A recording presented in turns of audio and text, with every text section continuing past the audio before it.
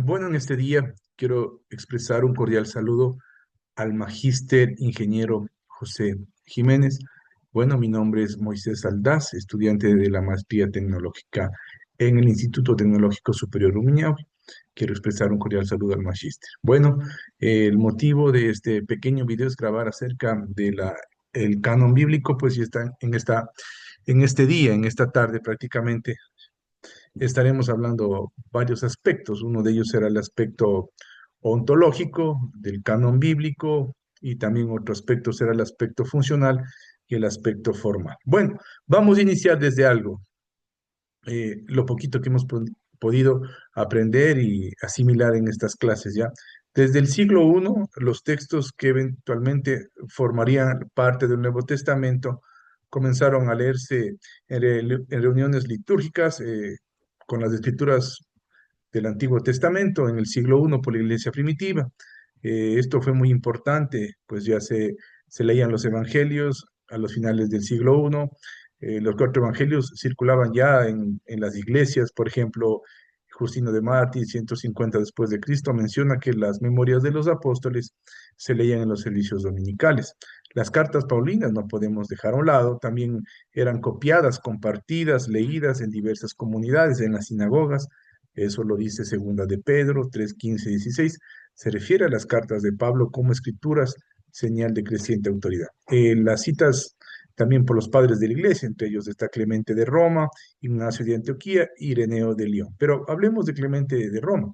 En el año 96 después de Cristo, en su primera carta a los Corintios, cita pasajes ya del Antiguo Testamento, pero también hace referencia a enseñanzas de Jesús, similares como los evangelios sinópticos, mostrando ya un conocimiento temprano de estos textos. También Ignacio de Antioquía, en el 110 después de Cristo, en sus cartas distintas a las iglesias, hace ya un eco del lenguaje paulino y reconoce la autoridad apostólica de Pablo.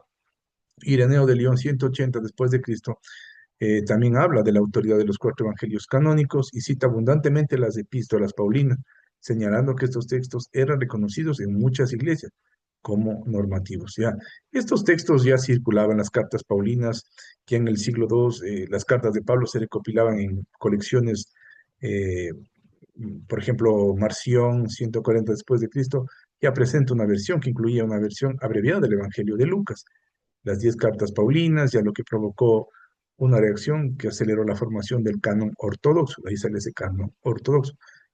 Los evangelios ahí está, por ejemplo, Tácito y otros escritores paganos, inclusivemente reconocían la existencia de estos textos cristianos. Sobre Jesús, lo que muestra su amplia circulación, Ireneo argumentó teológicamente a favor de los cuatro evangelios, comparándole con los cuatro puntos cardinales del mundo. Ya, eso hay que tener claro, ¿verdad? La canonicidad también, pues, no podemos olvidar que, pues, tuvo apostolicidad, o sea, vinculación directa con un apóstol, por ejemplo, Mateo, Juan, Pablo. También tuvo mucha ortodoxia, la alineación con la fe cristiana recibida y un uso universal, reconocimiento y uso extendido en distintas iglesias. Hablemos un poquito del aspecto formal. El aspecto formal de la canonización del Nuevo Testamento fue largo, complejo, difícil. Se desarrolló entre el siglo I y el siglo IV después de Cristo y culminó en varios concilios eclesiásticos donde se ratificó la lista definitiva de los 27 libros que fueron inspirados, tenían las medidas y cumplían para entrar en los canos bíblicos. Por ejemplo, utilizaron varios criterios, varias claves, como por ejemplo como recalco, uno de los criterios para poder canonizar fue la apostolicidad. ¿Y qué quiero decir con esto? Que está atribuido a un apóstol, a un compañero cercano, por ejemplo, Marcos con Pedro o Lucas con Pablo. Ortodoxia, como dije, el contenido debió estar en consonancia con la regla de la fe. O sea, es decir, que la enseñanza cristiana transmitida por los apóstoles y sostenida por la comunidad cristiana tenía un uso litúrgico y universalidad. El texto debía ser leído públicamente en la liturgia y aceptado de forma amplia y constante por las iglesias en distintas regiones. Se desarrolló el canon de una manera, como digo, progresiva. En el siglo I y hasta el siglo II Se, se usó y se circuló las epístolas de Pablo ya desde los finales del siglo I, eh, como decía en segunda de Pedro 3, 15, 16, ahí habla relacionado con Pablo.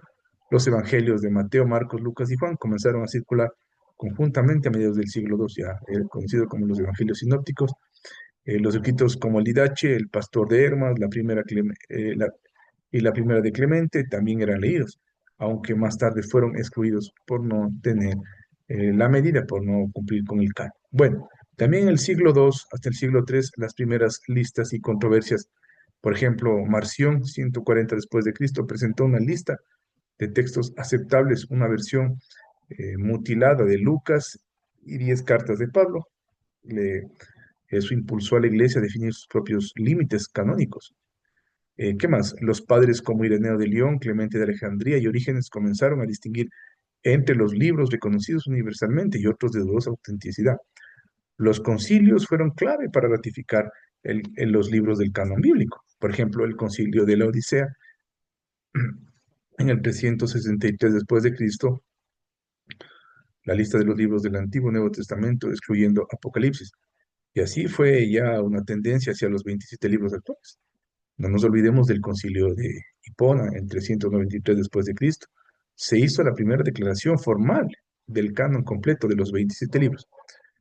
Aunque no se conserva el acta directa, sabemos que su contenido gracias a San Agustín. El concilio de Cartago en 397 después de Cristo ratificó el canon de Hipona, enumerando los mismos 27 libros del Nuevo Testamento que usted y yo hoy usamos y los tenemos en la Biblia, ¿verdad? De origen griego. Se ordenó que esta lista se confirmaba en Roma, la cual muestra una intención de uniformidad. La carta del Papa Inocencio I, 405 después de Cristo, dirigida a Usoperio de Tolosa, incluye también los 27 libros que da respaldo desde Roma ya, el canon definido por los concilios que nombramos. Mi conclusión, entre los tres aspectos, gracias al magíster, lo poco que he podido aprender y me ha quedado es lo siguiente. Los modelos del canon reflejan distintas visiones sobre su desarrollo, pero todos deben responder histórica, literaria y teológicamente, destacando la necesidad de un canon con raíces apostólicas, autoridad trascendente y continuidad providencial. Entonces, vamos a introducirnos en ese punto, que es muy importante con respecto al debate del canon. Las opiniones expresadas en la época de la Reforma, durante toda la Reforma, surgieron posturas claves sobre el canon bíblico, todo fundamentado en la convicción de la inspiración divina y autoridad única de las Escrituras. Es decir, las doctrinas que se levantaron en la Reforma fueron doctrinas que se usaban en la iglesia primitiva, en el siglo I, en la iglesia apostólica. En realidad, que la Escritura es inspirada por Dios y tiene autoridad bíblica, eso no tenemos duda. Pero en contraste a esto, la crítica histórica o la histórica crítica posterior que hasta el día de hoy va negándole la infabilidad bíblica, dando lugar a teorías que distorsionan esa herencia reformada. Entonces, lo que hoy tenemos nosotros, mi estimado profesores, pues eh, puede ser influencias de la crítica histórica que se levantó con respecto al canon. Cada uno verá al final y cada punto tiene que analizar, pero debemos entender que eso ha afectado en un sentido y ha sido ese tipo de debates, posiciones a lo largo de la historia de la iglesia. Entonces, tenemos que tener una visión humanística o la visión católica, la visión luterana, la visión pentecostal o al final la visión reformada. Entonces pensemos en la visión humanística, representada por figuras como Erasmo, Cayetano y Grosio. Esta postura confió en la evidencia externa. Entonces su mayor depósito en un sentido fue la evidencia externa, descubierta por la crítica histórica posteriormente, obviamente como base para autenticar el canon bíblico. Es decir, ¿cuál es la base para autenticar el canon bíblico? Específicamente las evidencias externas. Pues nosotros debemos entender esto, que esto se ha utilizado para poder establecer el canon, recopilado más o menos después de 19 a 20 siglos que estamos hoy, resumido en una visión, afirmar todo esto. La prueba adecuada de tanta autenticidad de la Biblia y la autoridad del Nuevo Testamento no es una visión humanística. ¿Por qué? Porque coloca en un sentido de veracidad.